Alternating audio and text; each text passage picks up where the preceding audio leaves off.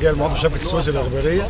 فرصه ان انا بعد اذن سيادتك سؤال من سيد وزير الاسكان بالنسبه لمشروع الاسكان الاجتماعي. احنا بنسمع عنه مرارا وتكرارا في كل محافظات الجمهوريه. لحظه، وسيادتك انت ما تقوليش بقى كده اتفضل بعد اذن سيادتك. وعددها 15000 وحده سكنيه. السويس مالهاش اي دور في اي حاجه. المواطن السويسي ايه دوره بالنسبه لمشروع الاسكان الاجتماعي؟ دي سيادتك البند الاول. البند الثاني اللي لازم يتم الموافقه على هذا المشروع.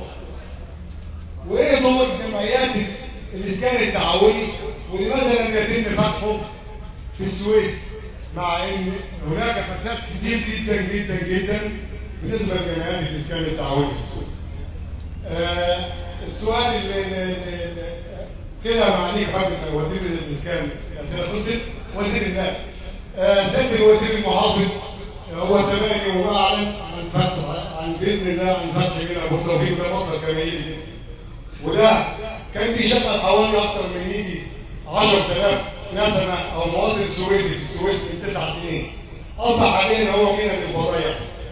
يا ريت يا فندم في الايام القادمه ناخد موافقه سياده الوزير النقل وموافقه مجلس الوزراء انه يعيد فتحه ثاني حتى يستعيد المواطن السويسي العمل بدل ما يروح يشتغل في اي مينا من ميناء السخنه من مينا نويبع او مينا سفاجه. ونعيد تاني ان جميع الحاجات تمشي من على ارض السويس الطاهره. معاليك مطلب جماهيري تاني يا فندم ترسانه الادبيه.